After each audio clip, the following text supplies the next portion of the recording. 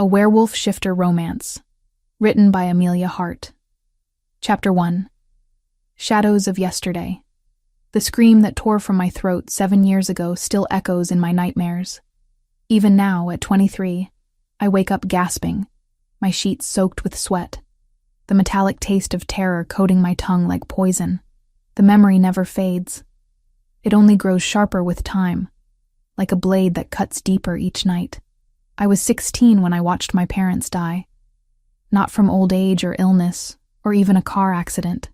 They were murdered by rogues, torn apart while I hid in a closet, pressing my hands so hard against my mouth that I left bruises on my lips for weeks afterward. The sounds they made, the wet, horrible sounds that followed their screams, those are the sounds that visit me when sleep finally claims me. Victoria doesn't remember.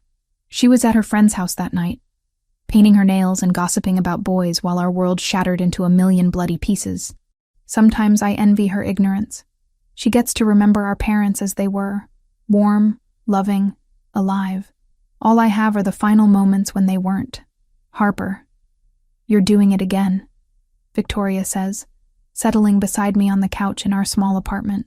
Her voice is gentle, concerned in that way that makes my chest tight with guilt. She shouldn't have to worry about me. She's only 21, barely out of college, and already she's spent years tiptoeing around my broken edges. Doing what? I ask, though I know exactly what she means. I've been staring at the same page of my book for the past 20 minutes, my fingers tracing the edges like I'm trying to memorize them. That thing where you disappear inside your head. She tucks a strand of her golden hair behind her ear, a nervous habit she's had since childhood, where my hair is a wild mess of brown waves that never cooperate. Hers falls in perfect straight lines that catch light like spun silk. You've been worse lately. I close the book and set it aside. Victoria's right, as usual. The nightmares have been more frequent, more vivid. Last week I barely slept at all, surviving on coffee and stubbornness, until my hands shook so badly I couldn't shelve books properly at the library. I'm fine, I lie, the words automatic after years of practice. Victoria's blue eyes narrow. She has our father's eyes, clear and honest and impossible to hide from. I inherited our mother's green ones, dark and secretive, better suited for keeping truths buried. Harper Marie Sinclair, she says, using my full name like Mom used to when I was in trouble. You are many things, but fine isn't one of them. Before I can respond, our Aunt Sarah bursts through the front door like a hurricane made of nervous energy and floral perfume. She's been our guardian since that night 7 years ago, taking us in without question when the pack elders suggested we might be better off in foster care. Sarah isn't a shifter herself. She's our father's human sister, but she knows our world well enough to navigate its complexities. Girls, she announces, clutching an elegant envelope against her chest like it contains either a winning lottery ticket or a death sentence. We have news. Victoria bounces to her feet, always eager for excitement. I remain seated, already dreading whatever has put that particular mixture of panic and anticipation in Sarah's voice. What kind of news? Victoria asks, her voice bright with curiosity. Sarah's hands shake as she opens the envelope. The paper inside is thick, expensive, with a letterhead I recognize even from across the room. The Silver Crown Pack, the most powerful pack on the West Coast, ruled by an Alpha King whose reputation precedes him like thunder before lightning. Alpha King Nathaniel Blackstone is coming here, Sarah reads, her voice rising with each word, to choose a mate from among the eligible females of our pack. The words hit the room like a physical force. Victoria gasps, her hand flying to her throat in a gesture of pure shock and delight. I feel something cold settle in my stomach, heavy and uncomfortable. When? Victoria whispers. Next Friday. Sarah looks up from the letter, her face pale. The ceremony will be held at the Grand Harbor Hotel. All unmated females between 18 and 25 are expected to attend. Victoria starts pacing, her excitement palpable. Oh my God, Harper, the Alpha King, here. Can you believe it? I can't believe it, actually. Alpha Kings don't just show up in small coastal towns like ours to choose brides. They have their pick of nobility, of powerful pack daughters with impeccable bloodlines and political connections. Why would Nathaniel Blackstone come here? This is incredible, Victoria continues, already lost in her own world of possibilities. I need to find something to wear, something that makes me look mature but not too forward, elegant but approachable. Oh God, what if he chooses me? The thought makes my chest tighten for reasons I don't want to examine too closely. Victoria is perfect for an alpha king. She's beautiful, charming, and untouched by the kind of darkness that clings to me like smoke. She deserves happiness, deserves love, deserves everything good this world has to offer. But the idea of watching her leave, of being left behind with nothing but my ghosts and my fears, makes something inside me crack.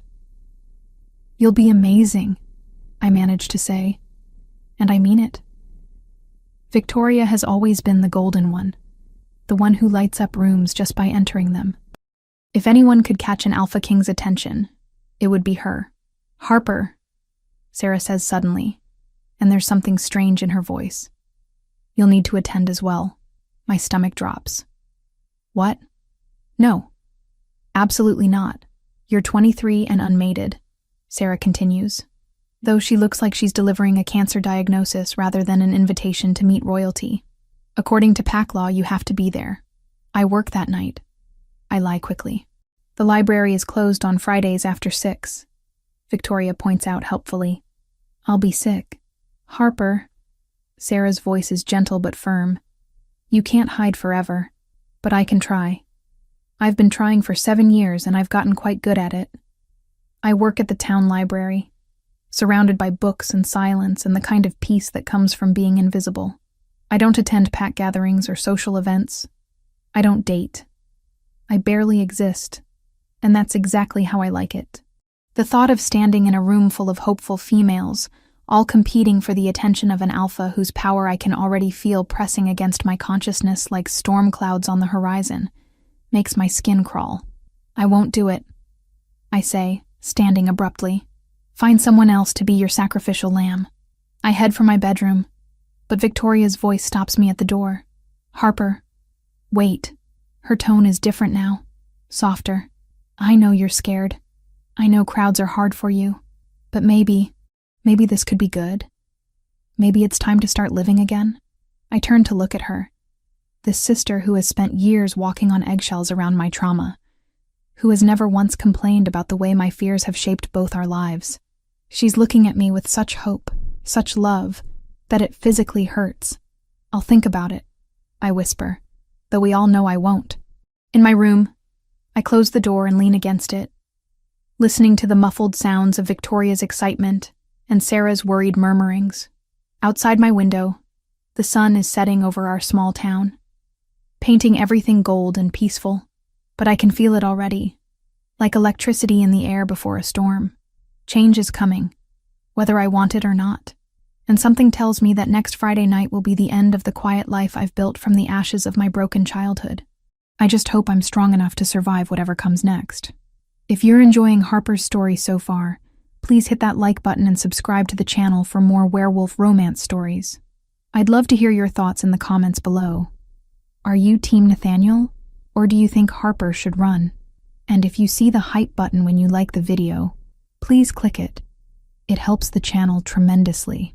Now, let's see what happens when the Alpha King makes his grand entrance. Chapter 2. The King's Choice. The Grand Harbor Hotel transforms into something from a fairy tale on Friday night. Crystal chandeliers cast rainbows across marble floors, and the air hums with nervous energy and expensive perfume. Every eligible female from 3 neighboring packs fills the ballroom, dressed in their finest gowns, hoping to catch the eye of a king. I shouldn't be here. The thought repeats in my mind like a mantra as I stand pressed against the far wall, wearing the only formal dress I own, a simple black number that Victoria insisted made my eyes look mysterious and alluring. I feel neither mysterious nor alluring. I feel like prey hiding among predators. Victoria glows beside me in a stunning blue gown that matches her eyes perfectly. She's radiant, confident, everything an Alpha King should want in a mate. Several other females have already complimented her dress, her hair, her chances.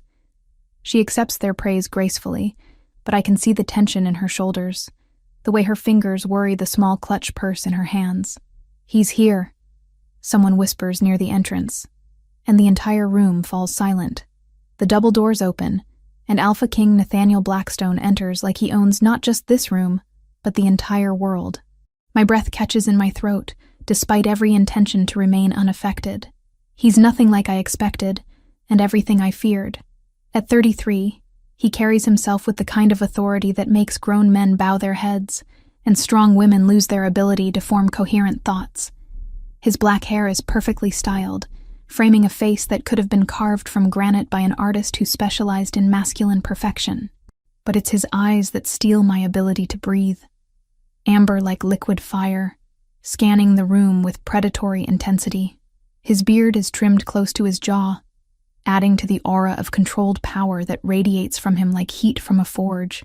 He's tall, broad-shouldered, wearing a perfectly tailored black suit that probably costs more than I make in 6 months. Everything about him screams dominance, from the way he moves to the way others instinctively create space around him. He's followed by an entourage of equally impressive men, but I barely notice them. My entire focus has narrowed to this one man who seems to command gravity itself. My God! Victoria breathes beside me. He's gorgeous. She's right. Nathaniel Blackstone is devastatingly handsome in the way that makes smart women do stupid things. But there's something else. Something that makes my skin prickle with awareness I don't want to acknowledge. Power. Raw, untamed, barely leashed power that makes my wolf whimper and hide despite the fact that she's been dormant since that night 7 years ago. Elder Morrison, our pack's leader, steps forward to greet the Alpha King. The formal introductions begin, but I tune them out, focusing instead on finding the nearest exit. I can slip out now, before the actual ceremony begins. No one will notice one less candidate among so many hopefuls. But as I start to edge toward the door, something stops me cold. The Alpha King's head turns in my direction. Our eyes meet across the crowded ballroom, and the world tilts off its axis. Time stops. Sound fades. The only thing that exists is the connection that snaps between us like a live wire, electric and undeniable, and absolutely terrifying. His amber eyes widen slightly, and I see something flicker across his perfect features. Surprise, recognition, hunger. His nostrils flare, and I realize with horror that he's scenting me from across the room, somehow picking out my signature from among dozens of others. This can't be happening. I break eye contact and push deeper into the crowd, using other women as shields. My heart pounds so hard I'm sure everyone can hear it. Maybe if I hide long enough, he'll forget whatever momentary interest I sparked. Maybe he'll focus on Victoria, on any of the other beautiful, worthy females surrounding him. "Ladies," Elder Morrison's voice carries across the ballroom, "Alpha King Blackstone will now begin the selection process. Please form orderly lines so he may meet each candidate properly." The room erupts into barely controlled chaos as dozens of women jostle for position. Victoria squeezes my hand before joining the line forming to our left. I watch her take her place among the others, chin held high, spine straight. She looks like a queen already. I retreat further into the shadows near the back wall, hoping to become invisible. From here, I can watch Nathaniel move down the line of candidates, spending a few moments with each woman. He's polite but distant, asking their names, nodding at appropriate intervals. None of them seem to hold his attention for more than a minute or two. When he reaches Victoria, I hold my breath. She curtsies gracefully, her voice carrying clearly as she introduces herself. "Victoria Sinclair, Your Majesty. It's an honor to meet you." Nathaniel studies her for a long moment, and I can see Victoria's hopes rising.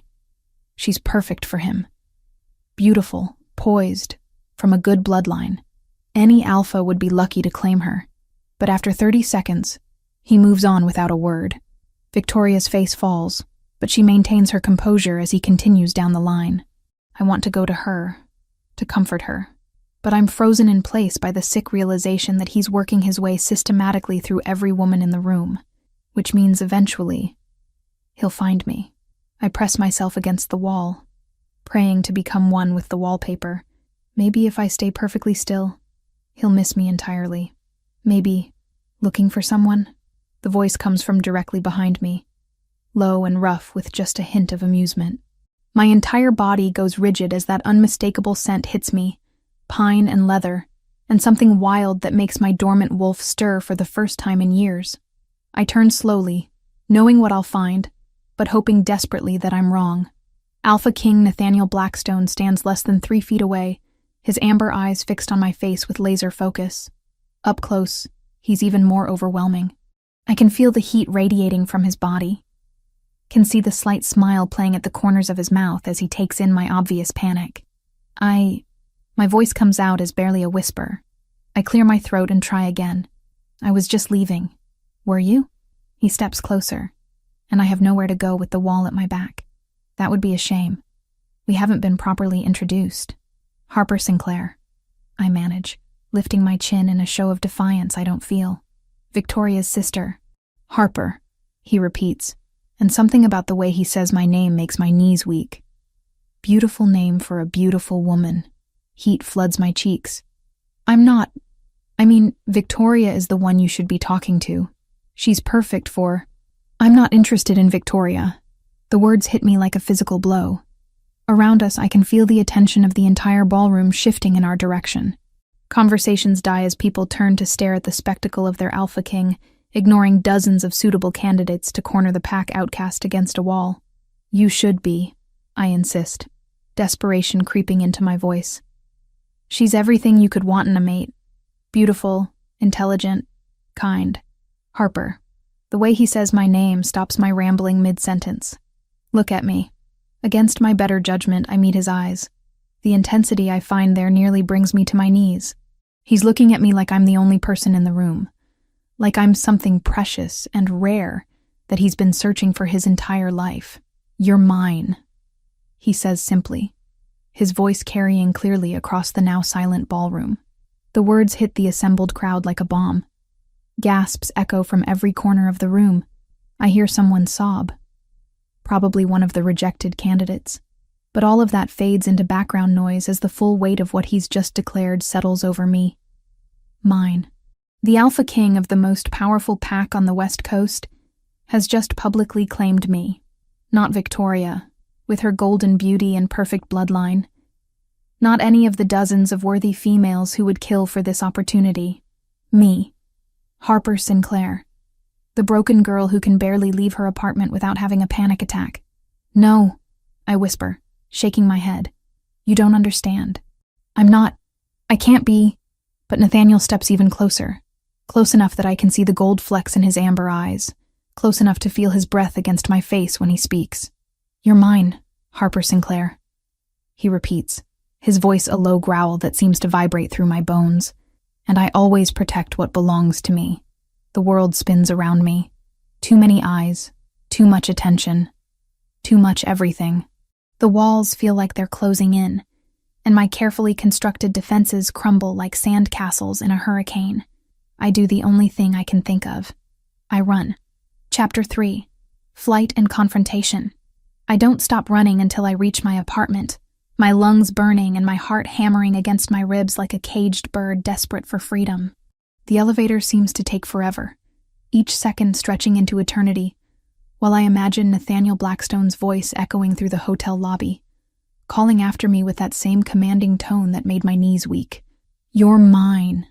The words follow me into my bedroom, where I collapse onto my bed still wearing the black dress that now feels like a costume from someone else's life. I bury my face in my pillow, trying to block out the memory of amber eyes and the way every person in that ballroom turned to stare when the Alpha King chose the damaged goods over perfection. My phone buzzes incessantly on the nightstand.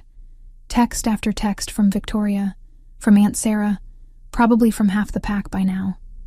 I ignore them all, too mortified to face the questions I know are coming.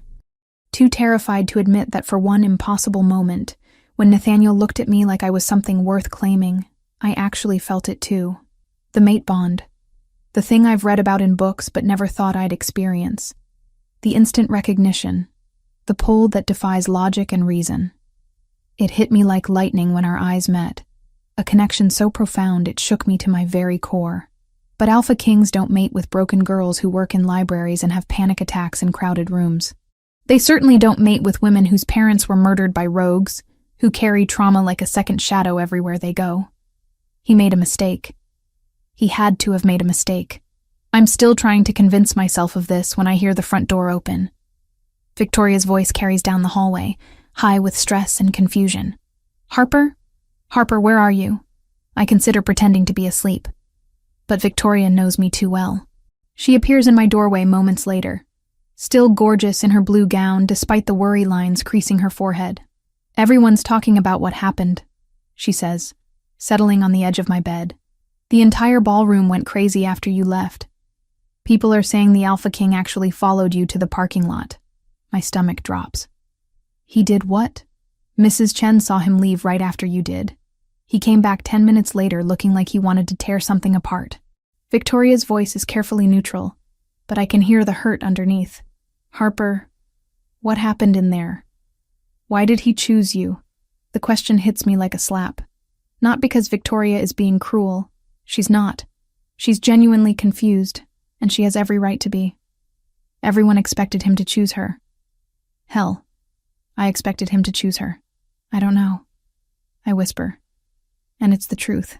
I was trying to hide from the whole thing. I didn't even want to be there, but he found you anyway. Victoria's fingers twist in her lap, a nervous habit from childhood. And the way he looked at you, Harper, I've never seen anything like it. Like you were the only person in the room. Guilt twists in my chest like a knife. Victoria has dreamed of finding her mate since we were teenagers. She's watched romantic movies and read romance novels and planned the perfect wedding in her head 1,000 times. She deserved this moment, this fairy tale. Not me. Victoria, I'm so sorry. If I could change what happened, don't. Her voice is sharper than I've ever heard it. Don't apologize for something that isn't your fault. You think I don't see how you blame yourself for everything? How you act like you don't deserve good things because of what happened to Mom and Dad? Tears burn my eyes. That's not. It is exactly that. Victoria turns to face me fully, her blue eyes fierce. You've spent 7 years punishing yourself for surviving when they didn't. But Harper, you were 16. You were a child hiding in a closet while rogues destroyed our family. None of that was your fault. I want to argue, to list all the reasons why she's wrong. But the words stick in my throat, because deep down, in a place I don't like to examine too closely, I know she's right. I have been punishing myself. Every time I turn down an invitation, every time I refuse to date, every time I choose solitude over connection, I'm choosing punishment over healing. I don't know how to be what he wants, I admit finally. Look at me, Victoria. I work in a library because I can't handle crowds. I have nightmares that wake me up screaming. I haven't shifted into my wolf form since the night they died. What kind of mate would I be for an Alpha King? Victoria's expression softens. Maybe the kind he needs. Before I can ask what she means, my phone rings. The caller ID makes my blood run cold. Nathaniel Blackstone. How did he get my number? I stare at the phone like it might bite me. Answer it, Victoria urges. Absolutely not.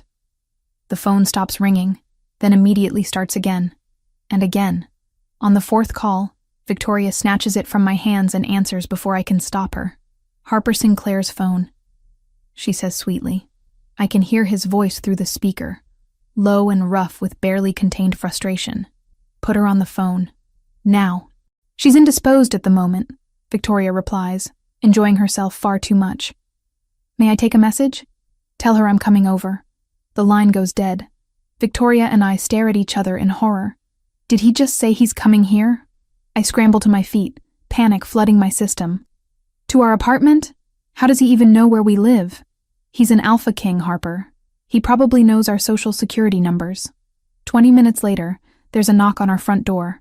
Not the polite tap of a neighbor, or the hurried rapping of a delivery person.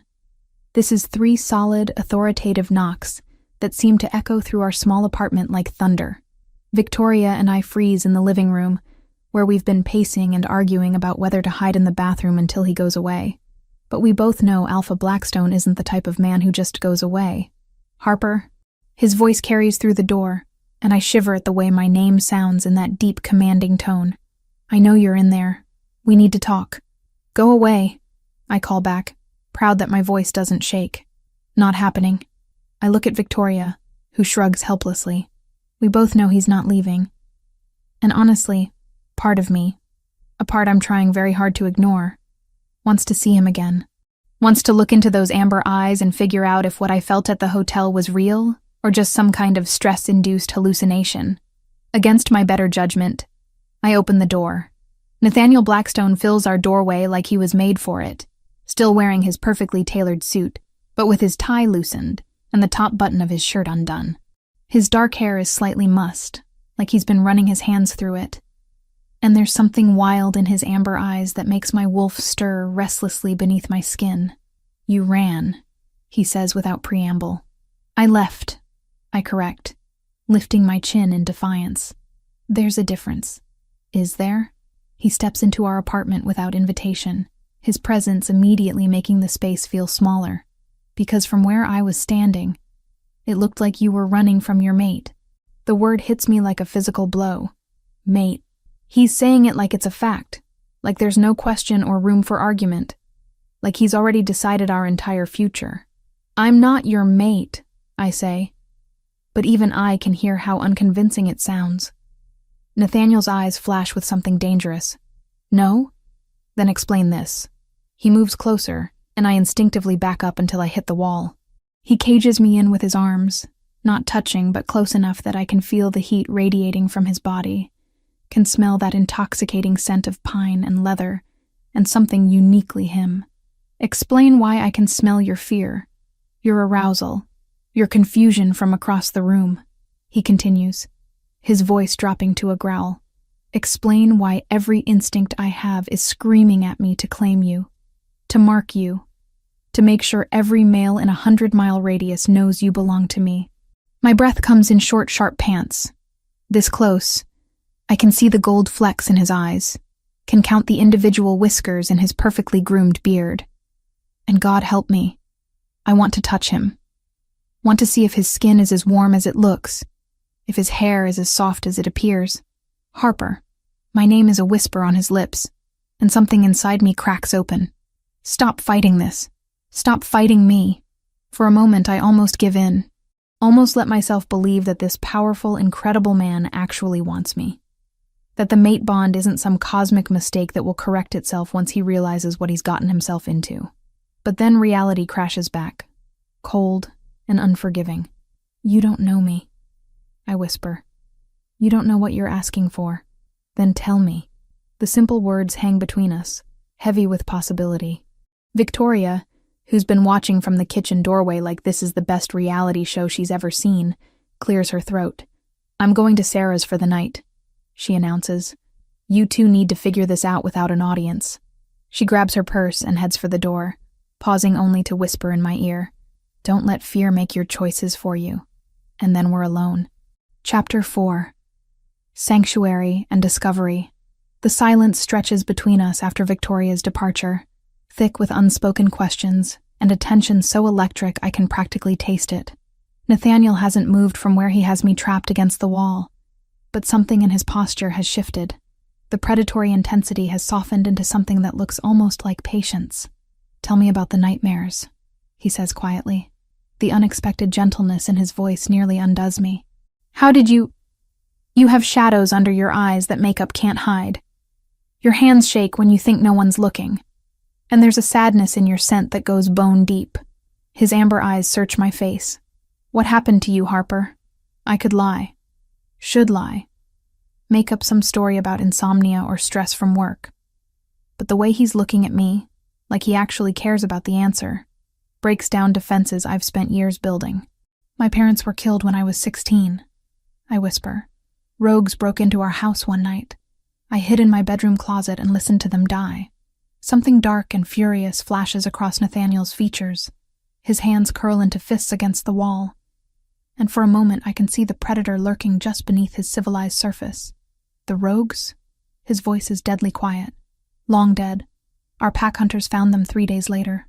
I close my eyes, trying to block out memories that still feel fresh as yesterday. But it doesn't matter. They're gone, but I'm still broken. You're not broken. The words come out sharp, almost angry. You survived something that would have destroyed most people. That makes you strong, not broken. I laugh, but there's no humor in it. Strong? I can barely function in crowds. I haven't shifted in 7 years. I work in a library because it's quiet and safe and I can hide behind books all day. What kind of mate is that for an alpha king? Instead of answering, Nathaniel steps back, giving me space to breathe. He moves to our small living room and settles onto the couch like he belongs there, like he's not wearing a suit that probably costs more than our monthly rent. "Come sit with me," he says, patting the cushion beside him. "Please." Against my better judgment, I do. The couch is small enough that our knees almost touch when I settle into the corner farthest from him. This close, his scent is overwhelming in the best possible way, making my dormant wolf pace restlessly beneath my skin. I became alpha when I was 25. Nathaniel says, his voice low and contemplative. My father died in a challenge from a rival alpha, who thought our pack had grown too soft. I had to kill him in front of 300 witnesses to claim my birthright. I stare at him, surprised by the confession. That must have been horrible. It was necessary. His jaw tightens. But you're right. It was horrible. Taking a life, even in defense of your pack, changes you. Leaves marks that don't fade. There's pain in his voice. Carefully controlled, but unmistakable. For the first time since he walked into that ballroom, I see him not as the untouchable alpha king, but as a man who carries his own shadows. Is that why you're still unmated at 33? I ask softly. He turns to look at me, and something vulnerable flickers in his amber eyes. Partly. Finding a mate who can handle the violence that comes with my position, who won't flinch when I come home with blood on my hands, isn't easy. Most pack daughters want the crown, not the man wearing it. But you think I'm different? I know you are. He reaches out slowly, giving me time to pull away, and touches my hand. His skin is warm, calloused in places that speak to actual work despite his obvious wealth. You've seen darkness, Harper. You've lived through trauma and come out the other side. You understand that strength isn't about never being afraid. It's about being afraid, and doing what needs to be done anyway. His words sink into something deep inside me, a place that's been cold and empty for so long I'd forgotten it existed. But even as warmth begins to spread through my chest, doubt creeps in. I still don't understand why you chose me over Victoria. She's perfect. She's beautiful. Nathaniel interrupts.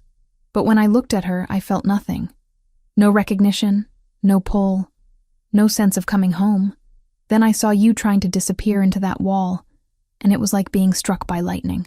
He shifts closer, and I don't pull away. The mate bond isn't about perfection, Harper. It's about completion. 2 broken pieces that fit together to make something stronger than either could be alone. Before I can respond, his phone buzzes. He glances at it, and his expression hardens. "We have a problem," he says, showing me the screen. It's a text message with a photo attached. A picture of rogues moving through the forest outside town. The timestamp shows it was taken less than an hour ago. Ice forms in my stomach. How many? At least 6 that we can see. Could be more.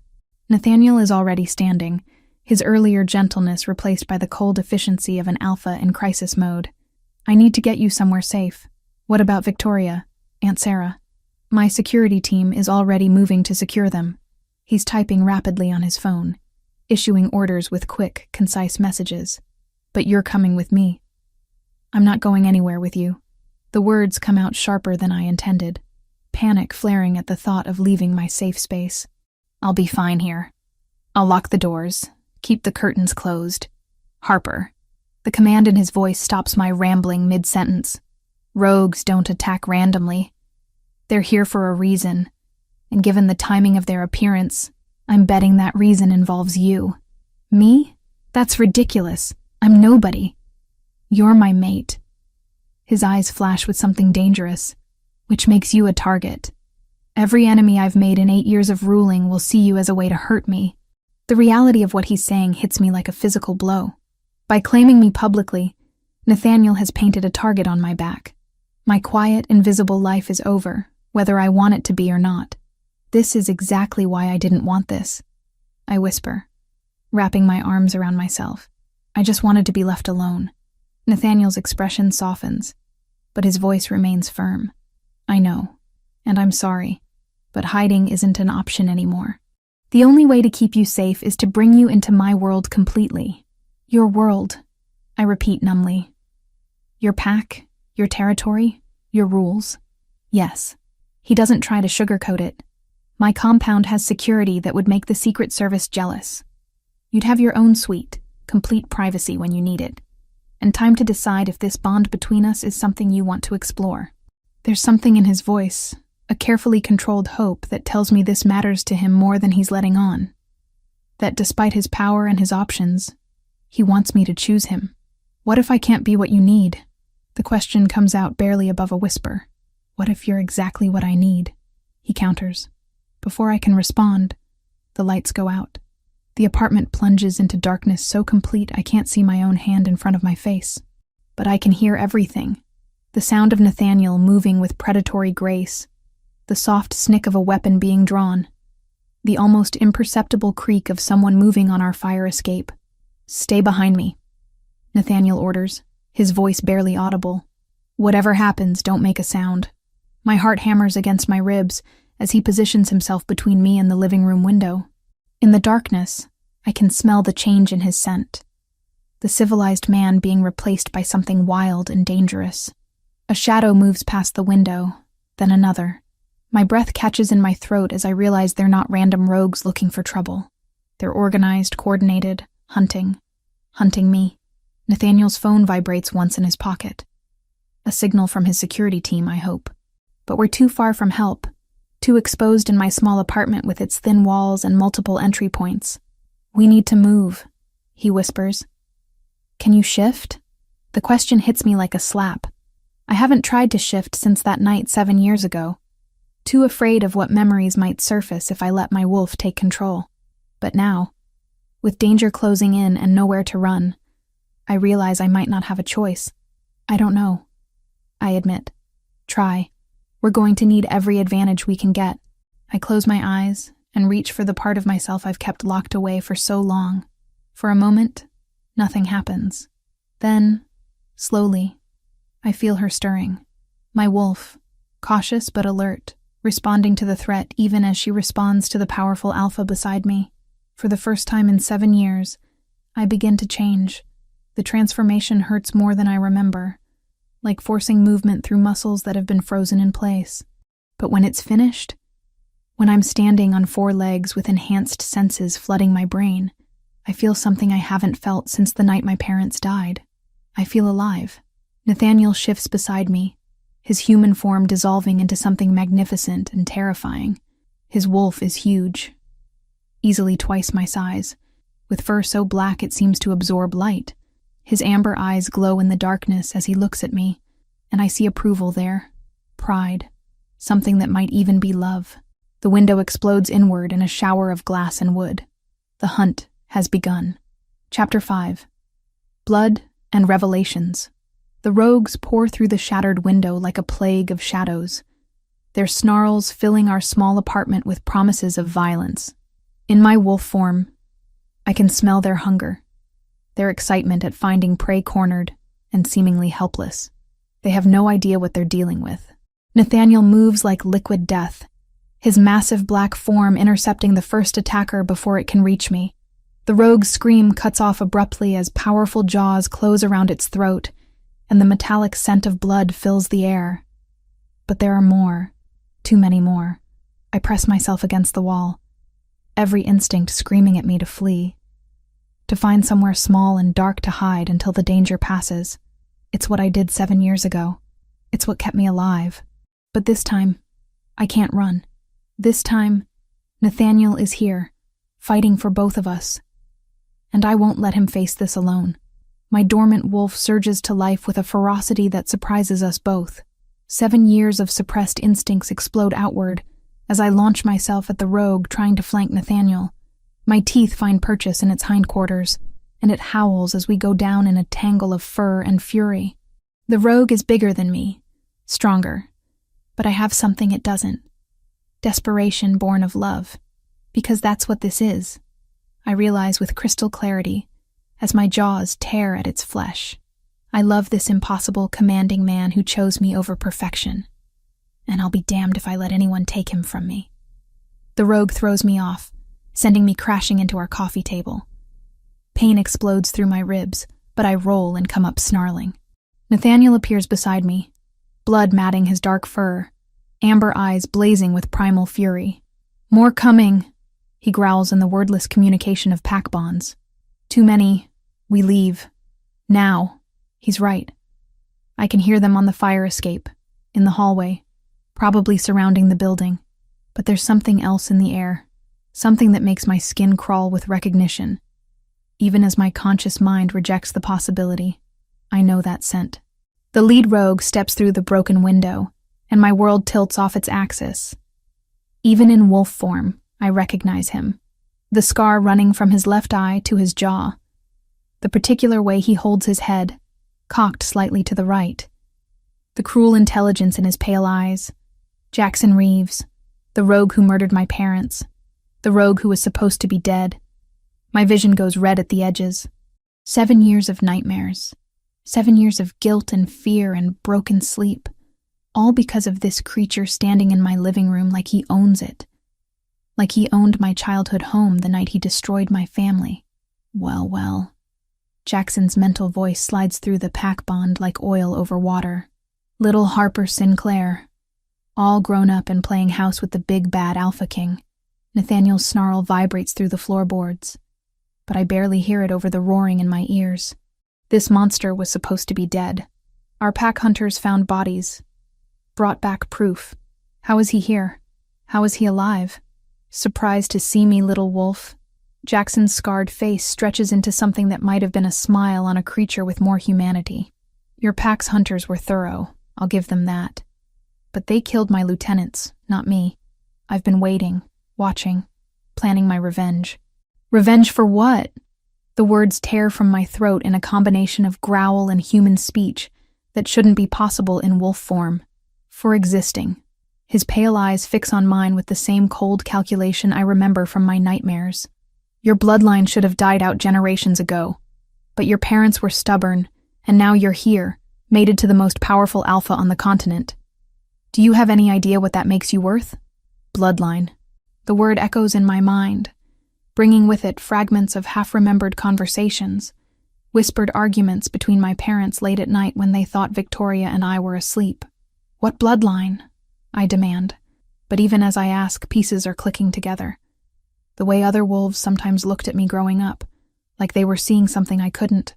The way my parents always seemed nervous during pack gatherings, like they were waiting for someone to notice something they didn't want noticed. Jackson's laugh is like fingernails on a chalkboard. Oh, this is rich.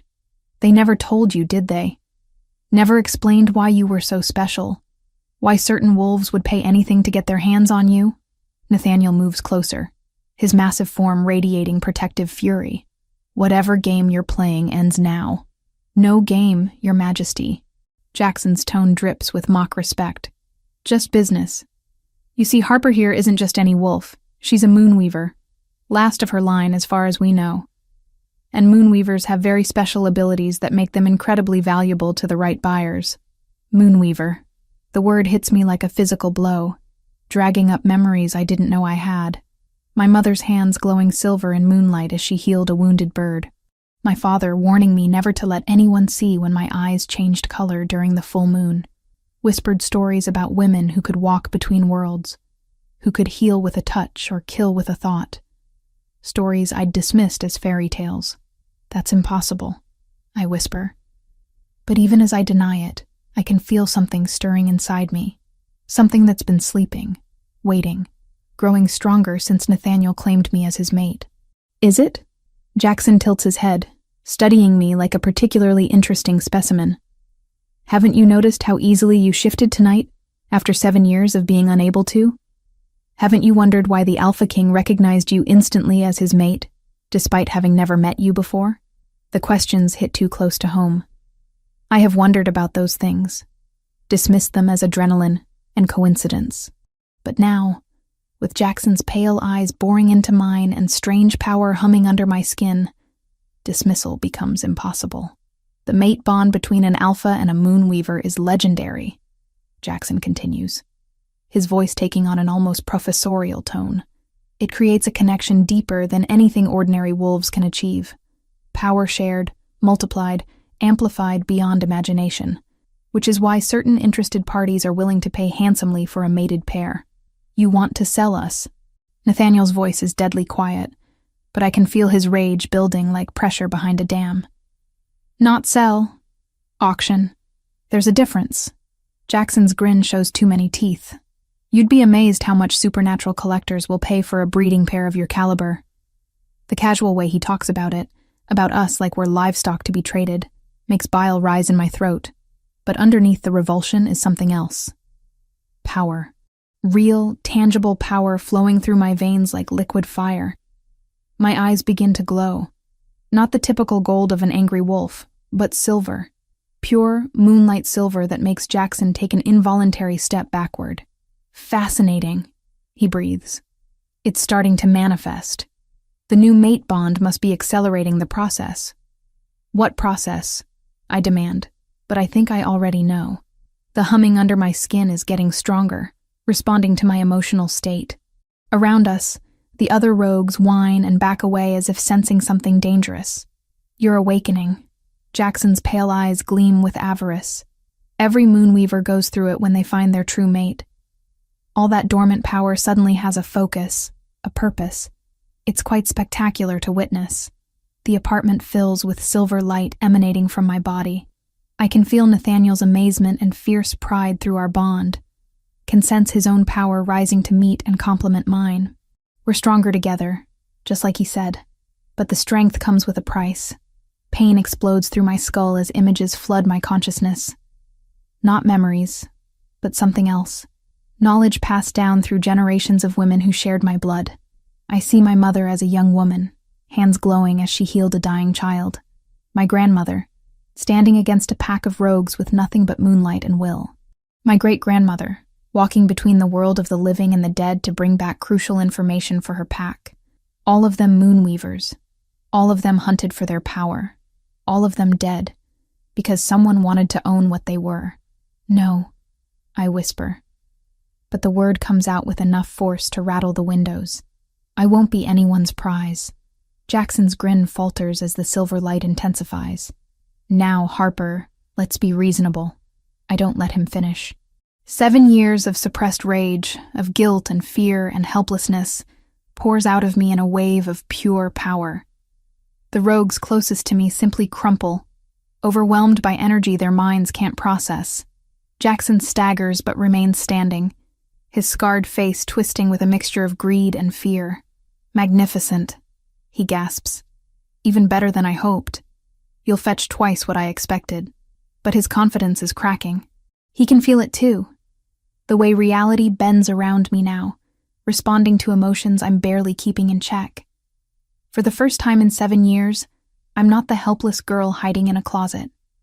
I'm something else entirely. I'm dangerous. Nathaniel moves to my side, his massive wolf form solid and reassuring against my smaller frame. Through our bond, I feel his strength joining with mine, his unwavering support anchoring me to sanity as power threatens to consume everything in its path. Together, he says in the wordless language of mates. Together. I agree. Jackson realizes his mistake a moment too late. The silver light explodes outward, and the last thing I hear before everything goes white is his scream of rage and frustration. When the light fades, the apartment is empty except for Nathaniel and me. The rogues are gone. Not dead. I can sense them scattered across the city, confused and directionless without their leader's commands, but alive, which is more mercy than they showed my parents. Jackson, however, is nowhere to be found. Chapter 6. Betrayal and Separation. The compound Nathaniel brings me to is nothing like I expected.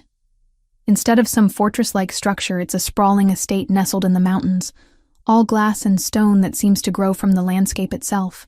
Despite its beauty, I can barely appreciate it through the haze of exhaustion that follows my power awakening. You're safe here, Nathaniel says, as we step through the main entrance. His voice is gentle, but I can see the concern in his amber eyes. The transformation back to human form left me shaky and disoriented, like I've been running for hours without rest. "Victoria and Sarah?" I ask, accepting the oversized sweater someone hands me to replace my torn clothing. "Already secured. My team extracted them 20 minutes after the attack began." Nathaniel guides me through hallways lined with artwork that probably costs more than most people make in a lifetime. "They're in the East Wing, probably worried sick about you." Relief floods through me, followed immediately by guilt. My family is in danger because of what I am, because of secrets my parents took to their graves. The weight of it threatens to crush me. "I need to see them," I say, but Nathaniel shakes his head. "First, you need rest, and food, and answers."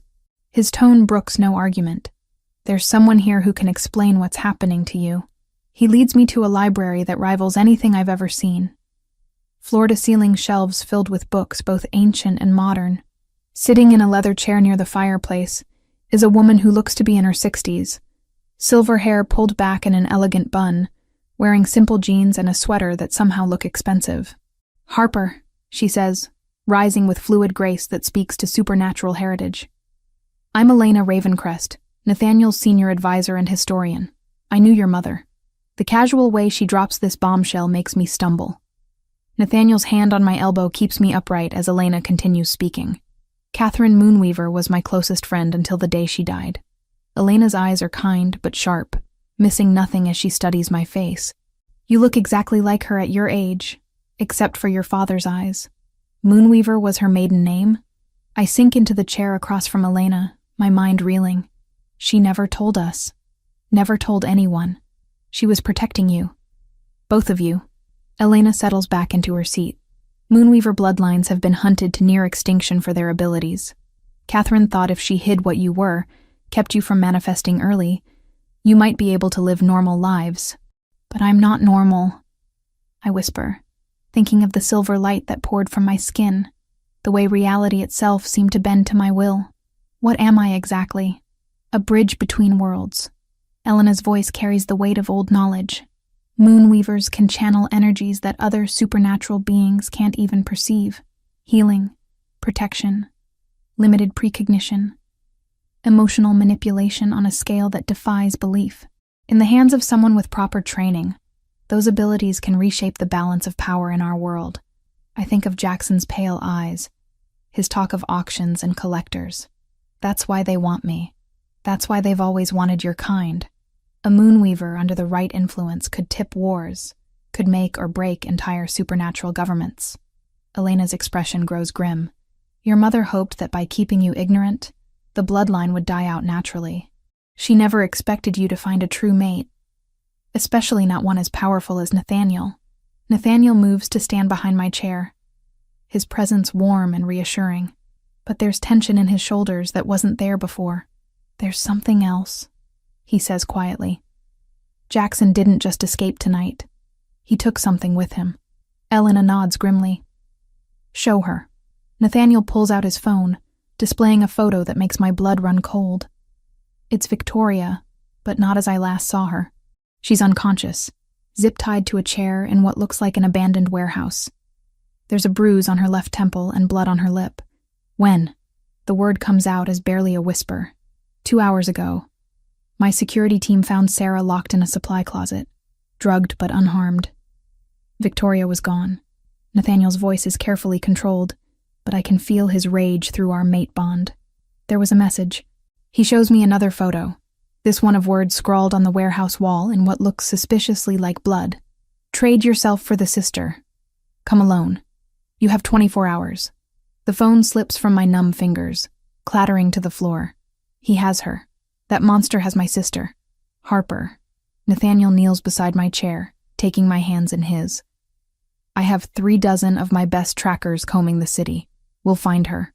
In 24 hours? I laugh, but it comes out broken. You said it yourself. Jackson's been planning this for years. He won't make the same mistakes twice. You're not going to that meeting. Nathaniel's voice carries absolute authority. I won't let him get his hands on both of you. Both of us? I stare at him in confusion. Elena clears her throat delicately. There's something else you should know about Moonweaver abilities. They're significantly amplified when paired with a true mate, especially an alpha of Nathaniel's caliber. Together, you two could level city blocks without breaking a sweat. The implications hit me like a freight train. Jackson doesn't just want me, he wants us. Both of us. Bonded and trained and completely under his control. The kind of weapon that could reshape the supernatural world according to his twisted vision. That's why you can't go to that meeting, Nathaniel says urgently. It's not about saving Victoria anymore. It's about preventing Jackson from getting his hands on power he could use to hurt thousands of innocent people. His words make logical sense, but they feel like ice in my veins. So we just abandon her? Let him kill my sister to protect some hypothetical future victims? That's not what I'm saying. It's exactly what you're saying. I surge to my feet, power crackling around me in silver sparks. Victoria is the only family I have left. She protected me for 7 years while I wallowed in my trauma. She gave up dating, social opportunities, probably her own chance at finding a mate, all to take care of her broken sister. And now you want me to let her die because it's strategically sound? The temperature in the room drops 10 degrees as my emotions spiral out of control. Books flutter on their shelves, and the windows rattle in their frames. Harper, please. Nathaniel reaches for me, but I step back. I understand how you feel. Do you? My voice echoes with power I can't control. Do you really? Because from where I'm standing, it sounds like you're choosing the greater good over the woman I love most in this world. Just like every other alpha who puts politics before people. The words hit him like a physical blow. I see it in the way his shoulders tense. The way his amber eyes flicker with hurt and anger. That's not fair. And you know it, isn't it? I'm spiraling now. 7 years of suppressed emotions combining with new power in ways that make the air itself seem to vibrate. You claimed me without asking, dragged me into your world without my consent, and now you're making decisions about my family's fate like I don't get a say in the matter. How exactly is that different from every other alpha who treats women like possessions? Because I love you. The words explode from him with enough force to shake dust from the ceiling beams. Because the thought of losing you terrifies me more than death itself. And if that makes me possessive and overbearing, then so be it. The raw emotion in his voice stops my spiral cold. In the sudden silence, I can hear both of us breathing hard, can smell the mixture of anger and desperation, and fear that clings to both our scents. You love me. I repeat numbly. Of course I love you. His voice is quieter now, but no less intense. I've loved you since the moment I saw you trying to disappear into that hotel wall. You're brave and stubborn and infuriating, and you make me want to be better than I am. But Harper, if Jackson gets his hands on both of us, he won't. The words come out with quiet certainty. Because I'm not stupid enough to walk into his trap unprepared. Nathaniel goes very still. What are you planning? Instead of answering, I turn to Elena. You said Moonweaver abilities include limited precognition. Can you teach me to use it? With proper training, yes. But Harper, it would take months to develop that skill safely.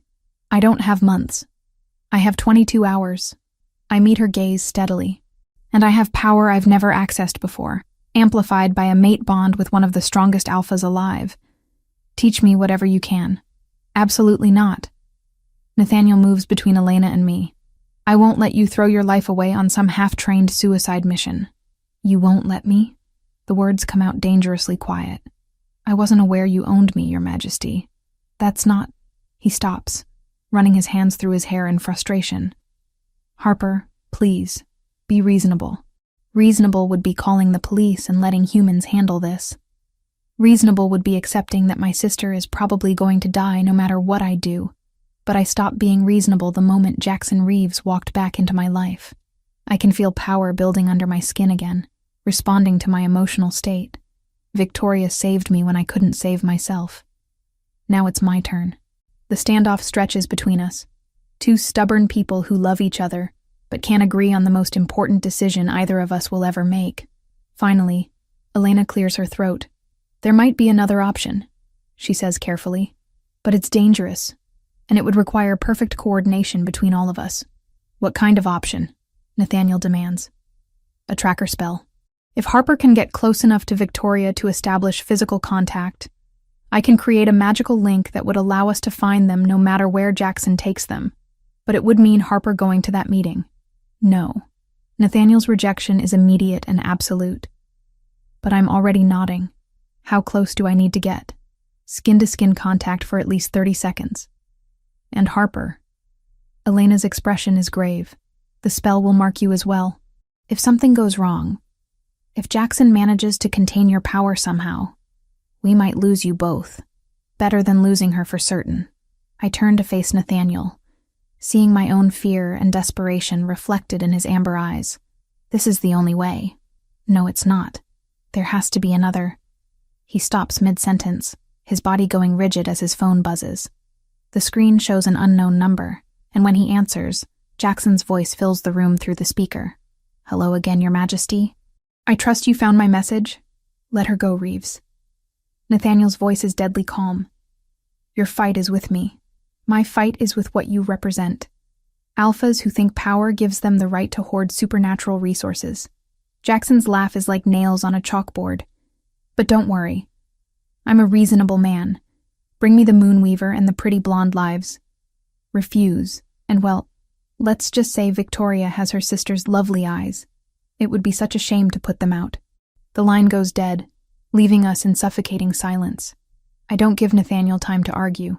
Elena, teach me everything you can in the next 20 hours. We're getting my sister back. Chapter 7. The Silver Awakening. The warehouse district at midnight feels like stepping into the mouth of a beast. Shadows pool between buildings like spilled ink, and the air carries the metallic tang of rust and old violence. I stand at the designated meeting point, Pier 17, where Jackson murdered a security guard 3 hours ago just to make his point clear. 20 hours of intensive training with Elena have left me exhausted, but transformed. My hands still tingle with residual power from the crash course in Moonweaver abilities, and the tracker spell Elena embedded in my skin burns like a brand between my shoulder blades. Every breath tastes of silver and starlight. Remember, Nathaniel's voice crackles through the nearly invisible earpiece Elena crafted. 30 seconds of skin contact to activate the tracker. Don't try to be a hero. Easy for him to say. He's positioned a quarter mile away with a strike team, close enough to respond but far enough to avoid triggering Jackson's paranoia. Meanwhile, I'm walking into the lion's den with nothing but untested magic and a desperate prayer. I see her, I whisper, spotting Victoria tied to a chair under a flickering streetlight. Even from 50 yards away, I can see the blood on her face, the way she slumps against her restraints. She's alive. For now. Jackson's voice echoes across the empty pier. He steps out of the shadows like something from my nightmares. Scarred face twisted in a smile that holds no warmth. But her continued health depends entirely on your cooperation, little Moonweaver. I force myself to walk steadily toward him, every instinct screaming to run or fight or do anything except deliver myself into the hands of the monster who destroyed my family. But Victoria's life hangs in the balance, and that makes the choice simple. Let me see her first, I call out when I'm 30 feet away. Proof of life. Jackson chuckles and nods to someone I can't see. A bucket of water hits Victoria full in the face, and she jerks awake with a gasp that carries clearly across the water. Her blue eyes find mine, and I see relief and terror war across her features. Harper? Her voice is hoarse, probably from screaming. Don't do this. Please don't do this for me. Always so noble, Jackson muses, running a finger along the scar that mars his face. Just like your parents. They begged me to spare you girls, offered me anything I wanted if I'd just walk away. Touching, really.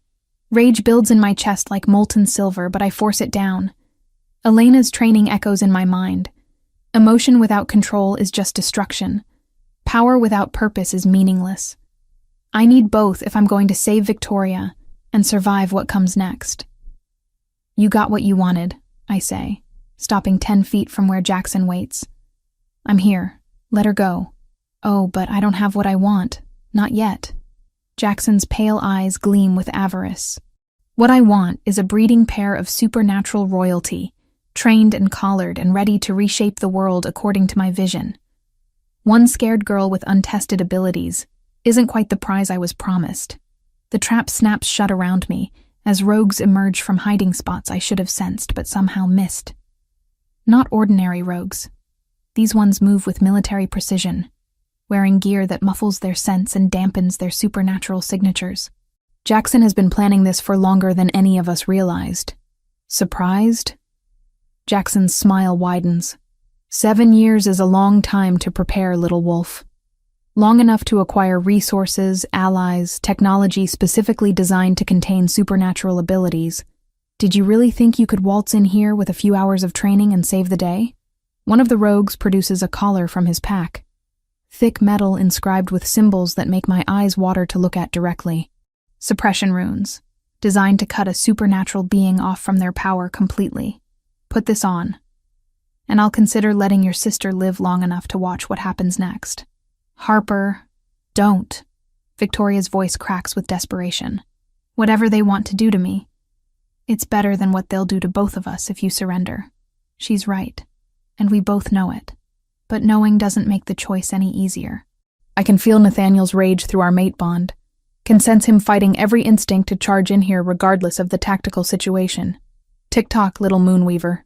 Jackson dangles the collar like a carrot before a starving animal. My patience has limits. I take a step forward, then another.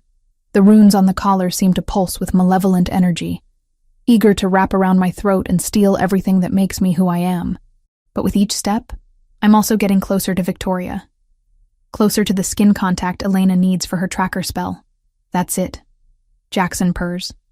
Nice and easy. Don't try anything clever, or Sister Dearest gets a bullet between those pretty blue eyes. 5 feet. 4. 3.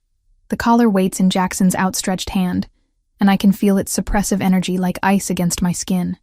But I can also see Victoria clearly now, can smell her fear and her love and her absolute determination to protect me even from herself. 2 feet. 1.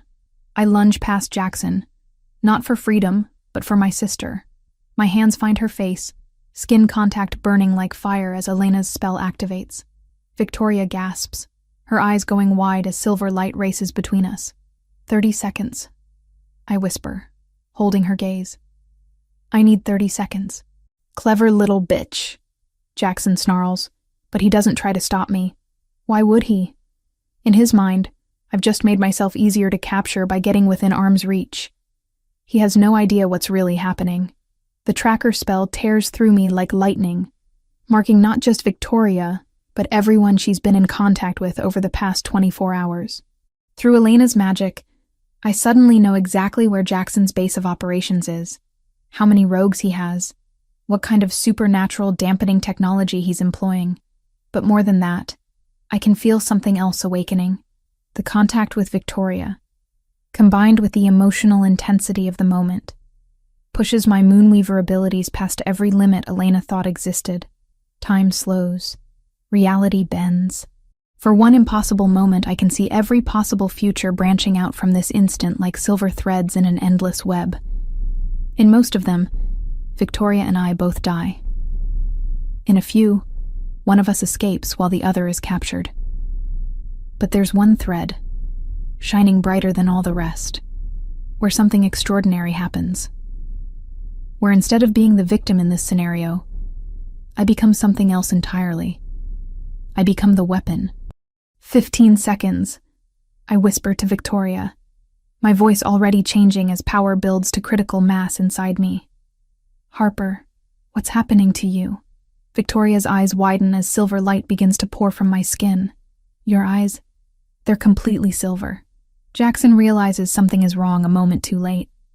He lunges for the suppression collar, but I catch his wrist with one hand. The moment our skin makes contact, I can see inside his mind. Every plan, every ally, every backup location he's prepared. No, he gasps as silver energy races up his arm. That's impossible. The runes should prevent. Your runes were designed to suppress ordinary supernatural abilities, I say, my voice echoing with harmonics that shouldn't exist in human speech. I'm not ordinary. The power that explodes from me isn't destruction. It's transformation. Every rogue within 100 yards, suddenly finds themselves compelled to turn on each other, their enhanced loyalty to Jackson reversed in an instant. The suppression technology shorts out in cascades of sparks and smoke. And Jackson himself. Jackson experiences every moment of terror my parents felt as he murdered them. 7 years' worth of nightmares compressed into 30 seconds of absolute psychological torture. When I finally release him, he collapses, babbling incoherently about shadows and silver light and the faces of the dead. Harper. Victoria's voice cuts through the aftermath like an anchor to sanity. Harper, come back to me. I realize I'm floating 6 inches off the ground, surrounded by a cocoon of silver energy that makes the air itself shimmer like heat haze. With effort, I settle back onto the pier and let the power fade to manageable levels. Are you hurt? I ask, moving to untie Victoria's restraints. Just bruises and ego damage. She studies my face with the intensity only a sister can manage. But what about you? What just happened here? Before I can answer, Nathaniel's voice crackles through my earpiece. Strike team moving in. Package secured. Hostiles neutralized. Harper, are you... I'm fine, I interrupt, though I'm not sure that's entirely true. The power still hums under my skin like electricity, and I can feel reality bending around me in ways that should be impossible. Victoria grips my hand as we wait for extraction. You saved me. We saved each other. I squeeze her fingers, marveling at how solid and real she feels compared to the silver threads of possibility I can still perceive at the edges of my vision. That's what family does. Nathaniel arrives with his strike team, just as the police sirens begin wailing in the distance. His amber eyes find mine across the pier, and I see relief and pride and something that might be awe in their depths. But there's also concern, because we both know that what happened here tonight changes everything. The scared girl who worked in a library and hid from crowds is gone, replaced by something far more powerful and infinitely more dangerous. As Nathaniel pulls me into his arms, I catch a glimpse of Jackson being loaded into an ambulance, still mumbling about silver light and the voices of the dead. He's alive, but his mind is shattered beyond repair. Justice, after 7 years of nightmares. Is it over? Victoria asks softly. I close my eyes and let my enhanced senses spread outward, searching for any lingering threats. The future threads I can perceive show nothing but possibility and hope, at least for tonight. It's over, I confirm, but even as I say the words, I know they're not entirely true. This chapter of our story might be ending, but another is just beginning, and in that new chapter, I won't be running from what I am anymore. I'll be embracing it. Chapter 8. Crown of Silver and Stars. 3 months later, I stand in front of a mirror in what will soon be my permanent suite at Nathaniel's compound, adjusting a crown that feels both foreign and perfectly right on my head. The silver circlet is simple, but elegant, inscribed with moonweaver symbols Elena helped me understand. Today isn't just my wedding day. It's my coronation as Alpha Queen of the Silver Crown Pack. You look like Mom, Victoria says softly from behind me. She's radiant in her maid of honor dress, a soft blue that matches her eyes. The bruises from her kidnapping have long since faded, but there's a new strength in her posture that speaks to growth born from surviving trauma. Do I? I touch the necklace at my throat. Mom's necklace, the one thing of hers I managed to salvage from our destroyed apartment. I still dream about her sometimes. About both of them. Good dreams or nightmares? Victoria settles beside me on the small bench, a reflection showing 2 women who look more alike now than we ever did growing up. My newfound confidence has softened my sharper edges, while her recent experiences have given her a depth that was always there, but never tested. Good dreams, mostly. They're proud of us, I think, of who we've become. I smile, remembering last night's dream where Mom showed me how to braid moonweaver protection spells into my hair. Though I suspect Dad would have some choice words about me mating with an alpha king without his permission. Victoria laughs. He would have terrified Nathaniel with the shovel talk to end all shovel talks, but he would have approved. Even I can see how much that man loves you. Through the windows of my suite, I can see the ceremony preparations taking place in the gardens below. Members of 12 different packs have gathered to witness something unprecedented, the coronation of a moonweaver queen. Elena estimates there haven't been more than 3 in the last 500 years. Nervous? Victoria asks, watching me fidget with my dress. It's not the elaborate ball gown I expected, but something Elena designed specifically for the occasion.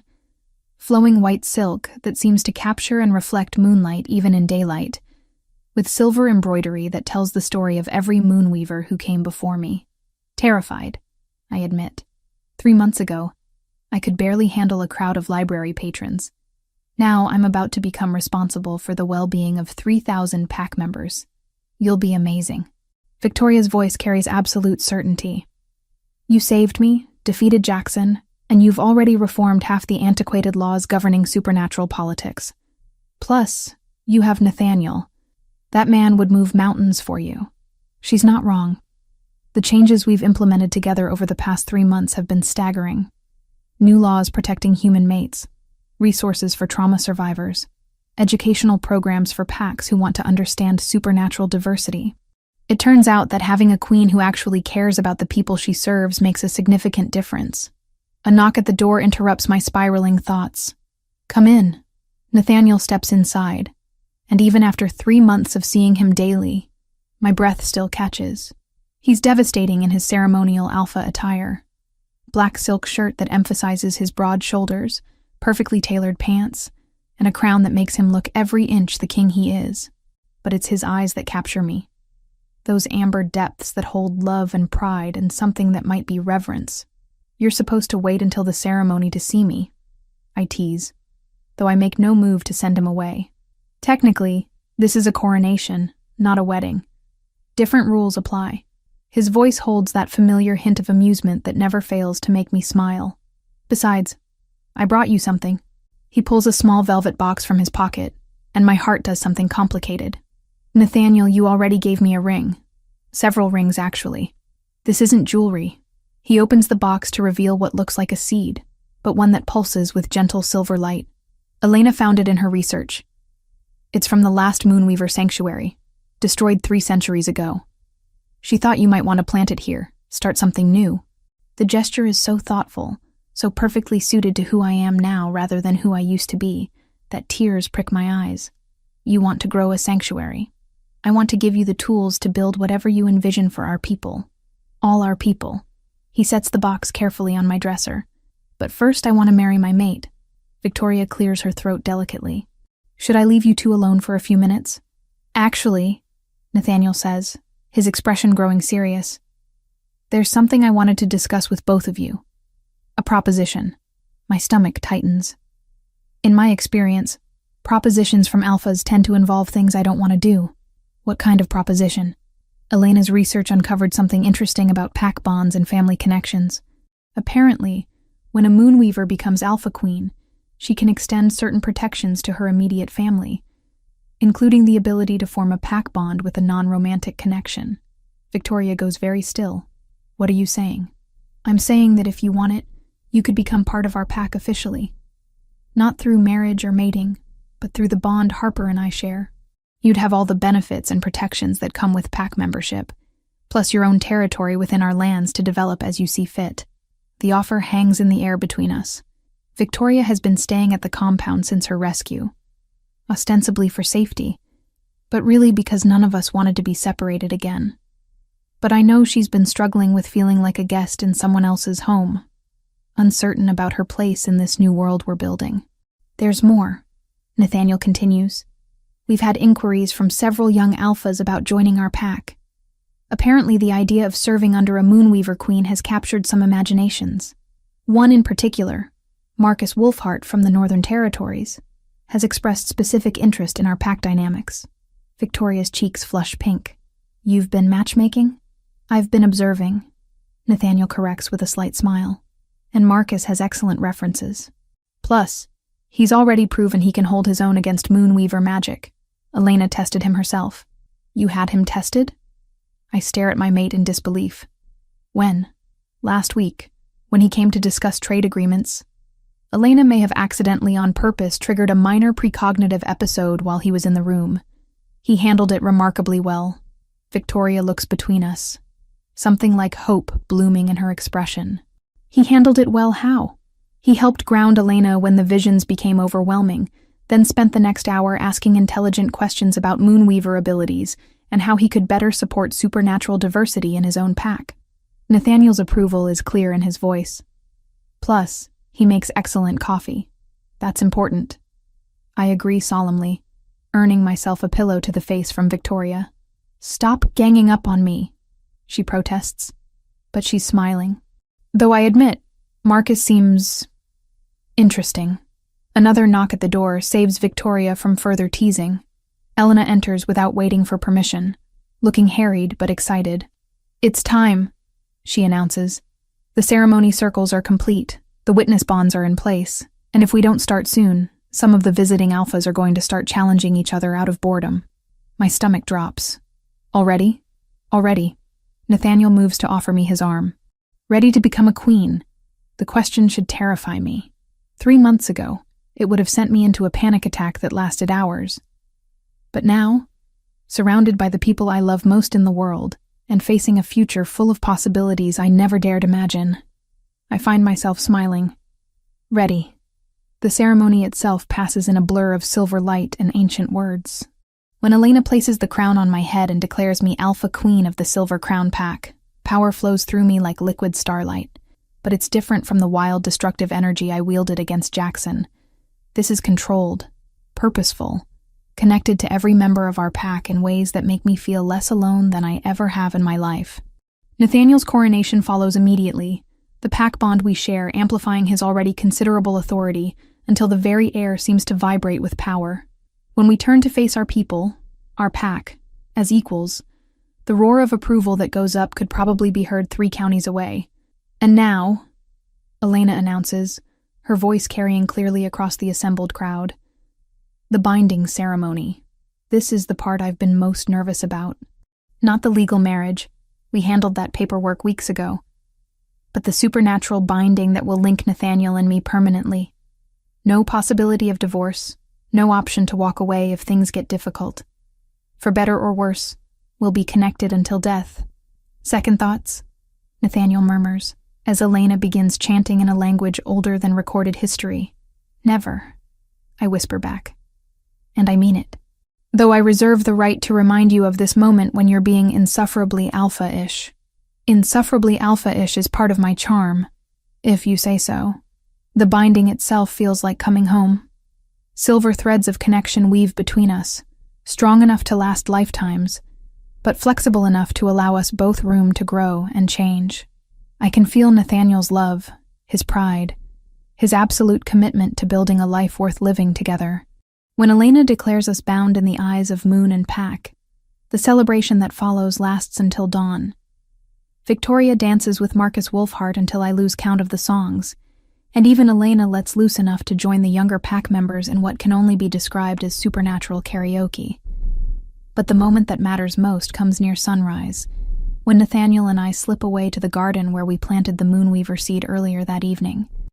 Already, tiny silver shoots are pushing through the earth, eager to grow into something beautiful and strong. No regrets?